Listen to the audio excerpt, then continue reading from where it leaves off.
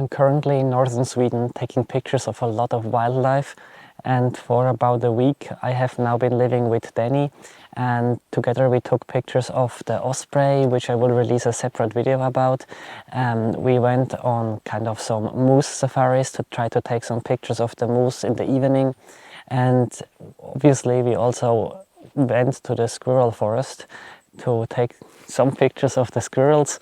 And in this video I hope to give you some nice insights about the kind of adventures that we had, show you some of the wildlife and of the landscapes here, and finally I also want to talk a bit about the nature protection, because as you might know, this forest here is quite threatened at the moment.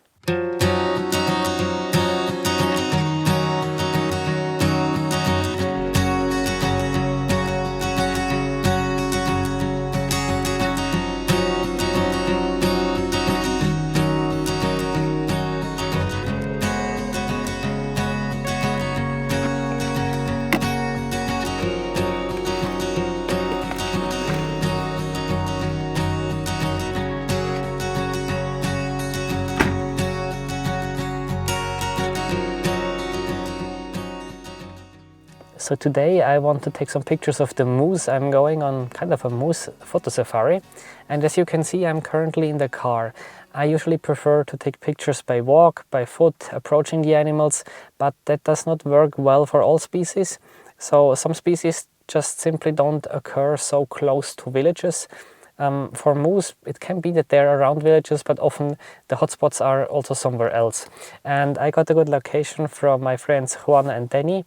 So I will try to go there again. I have already been there yesterday. I will drive there by car, and then what I usually do for moose photography or also some other animals is to just stay in the car if possible and start by taking pictures out of the car, because they very often tolerate the car much more than a human shape basically approaching them. I was yesterday first driving there, stopping, looking around for a bit, and after I saw that nothing happens, I continued driving the street a bit down, maybe 1.5 kilometers more. I took a side road, and actually at some point I saw a moose. I took some pictures. A bit later I saw a hobby, this type of falcon, and I also managed to take some pictures against the orangey sky, and it was on a dead tree. It looked actually quite cool, and I just managed to take these pictures out of the window. Of course, make sure that you're stopping the car in a safe area. I mean, ideal is if you have like a small parking or like a bit on the side of the road, that you're not a danger to yourself or other drivers.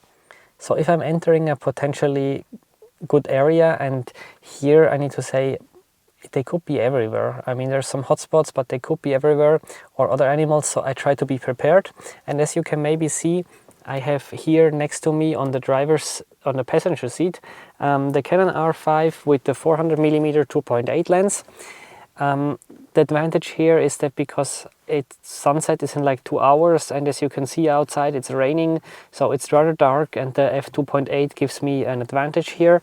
I have the 1.4 extender in case I really need more reach, and then I also have binoculars. These are these Shuntu 8x42. I'm quite happy with them so far. They are very sharp, good contrast, and rather inexpensive.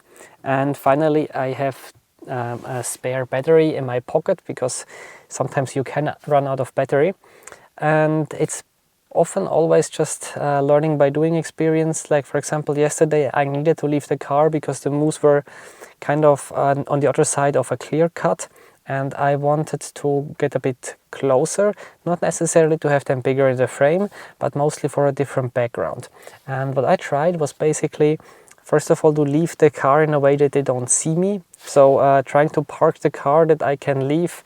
If the moose is on this side, I leave on this side and then sneak around the car so that they don't actually see me leaving the car. And then trying to keep a low profile, really walk like a bit like this, which is not very convenient or comfortable, but I think it helps just to make you look smaller and less of a threat to the moose.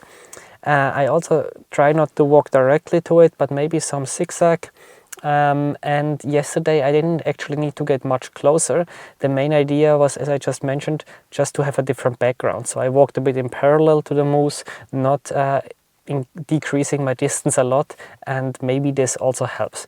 But later I actually also managed to get a bit closer. As I mentioned, it's a lot of trial and error. You always learn what you can improve for the next time. One important takeaway from yesterday was, as soon as I leave the car, I should take some rubber boots or good shoes, because in these clear cuts that were cut maybe, I don't know, 2, 3, 4 years ago, there's now some small bushes and trees that the moose really like.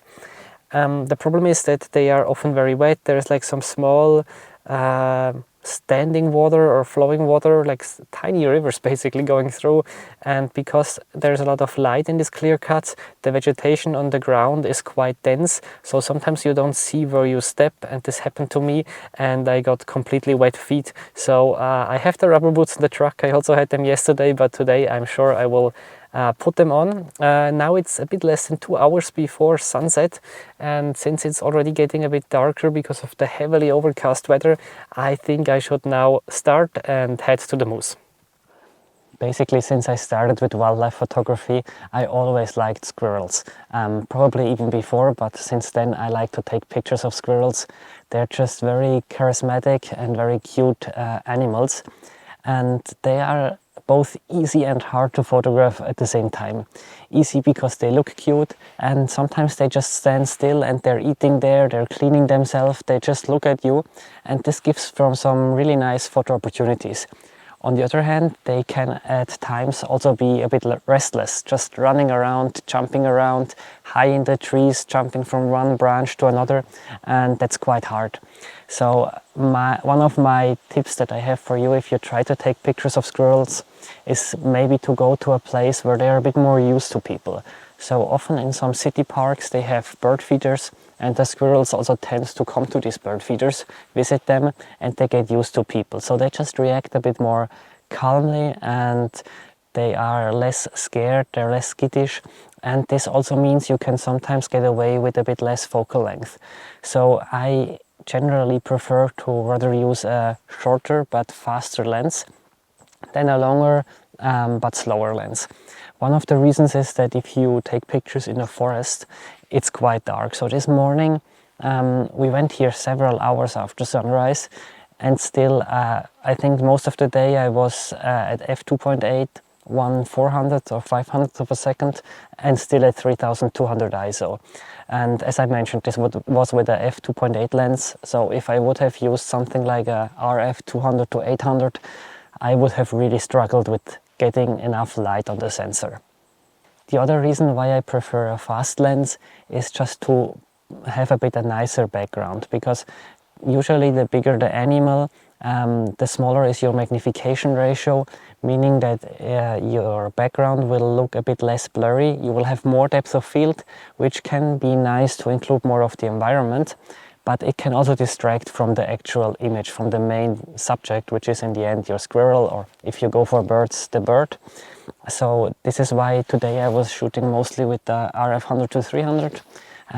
That's a bit an expensive lens, but you can also get amazing shots with like an RF 70 to 200. In fact, I got a lot of nice images with my 70 to 200 millimeter 2.8 in the past, and I really like this lens because it just gives you the opportunity to let in a lot of light, to really blur the background. It's a very small and compact lens, and as I mentioned, it's a bit more affordable. If you want to go for a smooth background, there is a few things that you should consider apart from the aperture.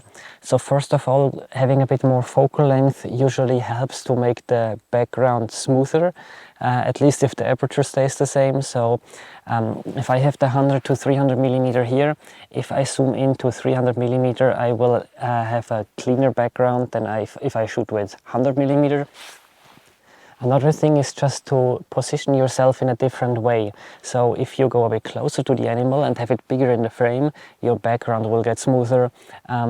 What can really help as well is just to try to anticipate a bit how the squirrel is moving. As I mentioned, sometimes they just run around and it's hard to find a pattern, but if they have a food source, they might come back and they might take the same path to go to the food source, or go to the same branch and eat it there, or they will maybe eat a bit and then bury the rest for the winter as kind of a storage. So if you can kind of predict this this behavior, this definitely helps because you can position yourself in a nice way and then just stay there and have a nice background. For the background, I usually try to avoid that there is too much of a mixture between branches and green, or the trunks of the trees and green, so this kind of barcode in the background. However, I think it can also look nice not to have a completely homogeneous background, like some smooth transitions can look good and give some idea of the habitat that the squirrel lives in, of this forest. I sometimes also try to have a bit of the sky in the background, like through some branches where you see just a tiny bit of white. This can give some nice bokeh, especially if you have some needles in front. But I would be careful because too much sky can easily just look distracting and not very pleasing anymore. I'm currently in the squirrel forest where Danny saved the 4 baby squirrels a few years ago. It was just like 50 meters behind us. And maybe you already know it from one of Danny's videos, but this forest is threatened because they basically want to cut down the whole forest, which would mean that not only the squirrels would lose their habitats, but also birds. There is, of course, many insects, plants that kind of depend on a healthy and also an old growth forest. Young forest doesn't have the same function from an ecological perspective as an old forest. So what Danny is trying to do is basically save this forest by a crowdfunding project to just buy the land and then protect it from being cut down. And while there are many species living in this forest, it's also a bit sad to see how it was treated in the past. So you can see a lot of trash around, not small things, but big things. There is like an oven. There are many metal construction. We saw a cage, there is pipes, there is even barrels with like empty oil barrels. So it actually doesn't look so good. And Danny's goal is basically to, via a crowdfunding project, get the money to buy this forest, then clean it a bit to remove all these human elements that really don't belong here, and afterwards just protect the forest, that this forest here can stay and will not be cut down, and provide a home for squirrels, birds and many other species. So if you want to kind of help with this project, help to save this forest, then just check out the website that I linked below from Danny, the crowdfunder. You can also buy these Roo hoodies, which will also help to save the forest. Thanks for watching and see you in the next video.